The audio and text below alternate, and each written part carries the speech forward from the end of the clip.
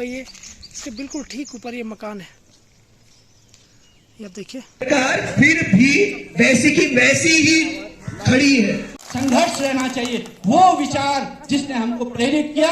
हम हेलो दोस्तों, जय बद्री विशाल, जय नरसिंह भगवान। कैसे हैं आप लोग? आशा करता हूँ स्वस्थ होंगे, मस्त होंगे।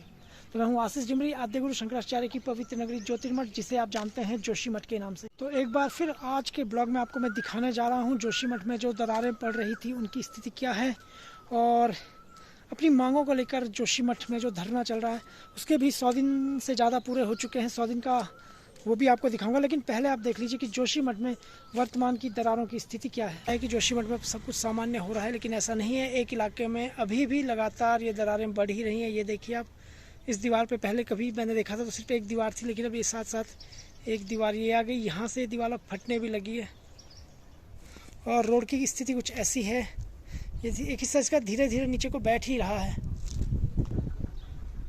ये देखिए आप, देखिए जैसा कि आप देख रहे हैं, यहाँ पे जब भी मैं हर बार आता हूँ कुछ न कुछ बढ़ा हुआ दिखता है, और जैसी स्थितियाँ हैं उस हिसाब से कहीं न कहीं सरकार अभी तक बहुत शिथिलता से काम कर रही है, क्योंकि कभी भी कोई बहुत बड़ी बात हो सकती है। देखिए यहाँ पे ये इसके बिल्कुल ठीक ऊपर ये मकान है, ये आप देखिए।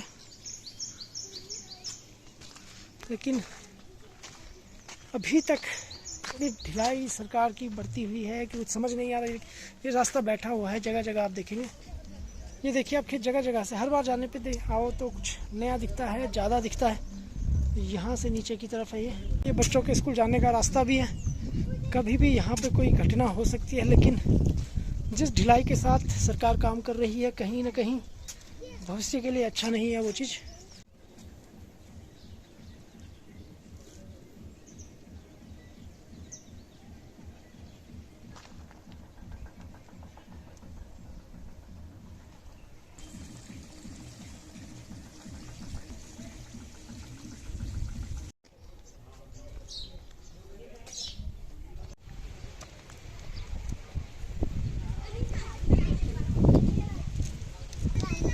है वहाँ कोई होगा।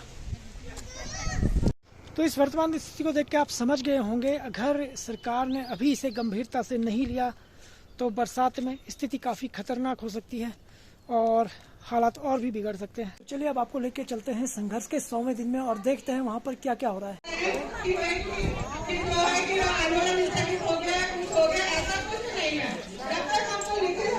सरकार फिर भी वैसी की वैसी ही खड़ी है, और उसी तरीके से खड़ी है कि क्या होगा। घायल जिले में टोडा होता है और वो लोग नहीं समझ पा रहे, तो हमें समझाना पड़ेगा, आप लोगों को समझाना पड़ेगा, और हम आपके साथ हैं। हम लोग आपके साथ खड़े रहेंगे। अगर ये संघर्ष साल से ऊपर भी चला जाएगा, हमारे शहरों में लोग समझ रहे हैं लेकिन सरकार नहीं समझ रही, तो समझाना पड़ेगा। जोशीमठ बचाओ। और हम आप लोग 100 दिन लगातार यहाँ आ रहे हो, खुद के लिए ताड़ियां बजाओ एक बार। ने कितनी मेहनत करके बनाया होता है, और वो घर एक ही पल में ढह जाता है। और किसकी वजह से? कुदरत की गलती तो नहीं कहेंगे ना हम, ये तो सरकार की गलती है ना।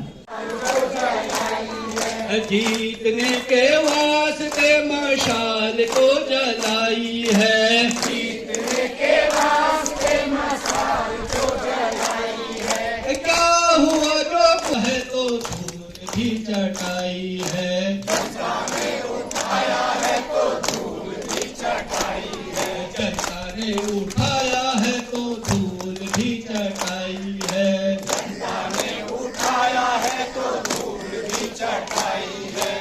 लड़ना है भाई ये तो लंबी लड़ाई। दफ्तर खुला जिसका यही काम था कि लोगों को आंदोलन में नहीं जाना है।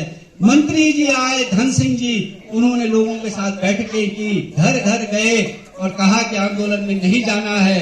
महेंद्र भट्ट जी आए, वो घर घर गए और उन्होंने कहा कि नहीं जाना है। महेंद्र भट्ट जी ने वहां से बयान दिया कि माओवादी हैं, चीनी एजेंट हैं, विदेशी लोग हैं। आप लोगों ने उसको झेला, आप डटे रहे। बारिश आई, बर्फ आई, तूफान आया, ठंड हुई, हम यहाँ से उठे वहां बैठे, वहां से उठे यहाँ बैठे, लेकिन हमने धरना नहीं छोड़ा। हमने आंदोलन नहीं छोड़ा। ये हमारी हिम्मत की दाद है, ये हमारी सफलता है। तमाम विपरीत परिस्थितियों के बावजूद सरकार ने साम दाम दंड भेद जो उनसे बन पड़ा वो किया। उन्होंने बारे में जो उसमें कहा गया है उससे सरकार डर रही है कि परियोजना बंद हो जाएगी। एनटीपीसी वाले कह रहे हैं हमको 500 करोड़ का, इतने करोड़ का नुकसान हो गया। अरे मैं कह रहा हूँ एनटीपीसी वालों, इतना ऐतिहासिक शहर, सांस्कृतिक शहर, 1500 साल का हमारा इतिहास है, हमारा घर मकान जमीन जायदाद सब तुमने तबाह कर दिया। इससे बड़ा नुकसान क्या होता है? तुमको पड़ी है 500 करोड़ की, हमारा सब कुछ चला गया, आप उसकी परवाह नहीं कर रहे हैं। तब हम ये कहना चाहते हैं कि एनटीपीसी जो कह रही है सरासर झूठ है, हम इसका खंडन। आज जो आपका ये आंदोलन चल रहा है, 100 दिन हुए हैं, इस पर बहुत सारे लोगों ने आपको बधाई भेजी है। उसमें आपकी वजह से उर्गम वालों को मुआवजा मिला, आपकी वजह से डोडा वालों को खुशी हुई कि भाई ये लड़ रहे हैं, इनके साथ न्याय होगा तो हमारे साथ भी होगा। सिक्किम वाले आपकी तरफ देख रहे हैं, अरुणाचल वाले। संघर्ष रहना चाहिए, वो विचार जिसने हमको प्रेरित किया, हम उसके प्रति ये उन सबका सम्मान है, उस विचार का सम्मान है। वहां भी मैंने कहा कि आप लोगों को भी ये जिम्मेदारी लेनी चाहिए, केवल सम्मान देने तक रह करके। जैसे वो अंगद का पैर है, हमारा पैर भी यहाँ जमा हुआ है और तब तक उठेगा नहीं जब तक न्याय मिलेगा नहीं। इस बात के साथ आप सब लोगों का बहुत बहुत धन्यवाद। इनकलाब जिंदाबाद। आवाज दो, आवाज दो।